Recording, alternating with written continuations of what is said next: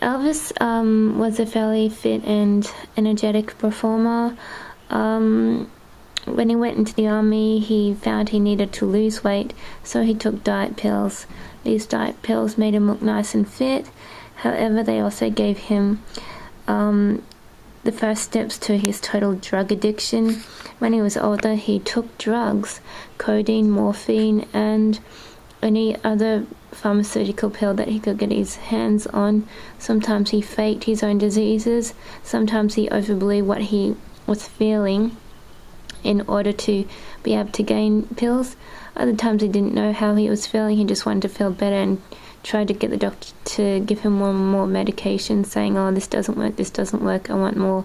Then at home he'd sort of mix them all together to try and find himself a miracle cure. As a result of all this drug taking, he gained a belly. His weight gain fell and rose and fell. He got fatter and fatter every time it came out as fat. He grew like a beer gut. It was like a tissue of tough muscle or skin that went with the bloated belly. His belly was bloated because his intestines were growing. It needed to bloat. And it also meant that he was unhealthy. His liver was failing and whatnot. And that was because he was taking all these pills. He took a lot of pills to try and get himself rid of a heart murmur, which was getting worse the more pills he took.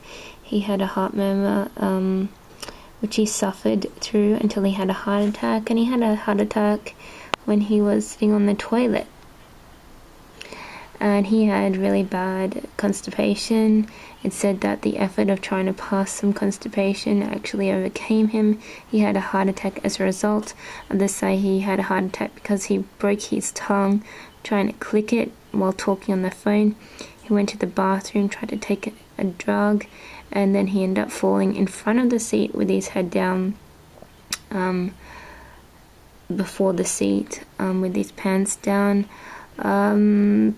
Maybe he was trying to masturbate himself out of his problem, but you never know, because most people say he had his pants down. Others say he was just trying to go to the toilet. He had been reading a magazine for a while, and suddenly it just stopped, despite the fact it was doomed to happen sometime, and it did. And he was 42 when he died. After he was dead, he had an autopsy report. His father put his autopsy in a vault. He's going to keep it there for 50 years after his death, and then it will be revealed to the public what was wrong with his son. It said he had a lot of poo in his gut, which meant that he might have been trying to eat his own poo. It was said he drank his own urination, so you never know what he put inside of his body. He was eating a lot of pasta. It probably smelled a lot like Italian herbs like oregano. His organs were really big, his heart was really big. There's heaps of stuff wrong with him, and that will be all laid out in the autopsy report that will be actually released in 50 years. So that should be exciting, especially for those who want to collect the report as part of their private collection if it becomes available for sale. People will probably want to give millions or hundreds and thousands for that report. But no one's expecting him to have,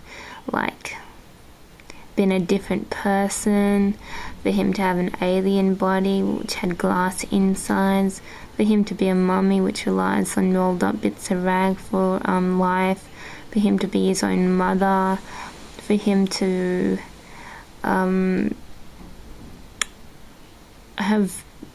been JFK in the past. No one's expecting anything freaky.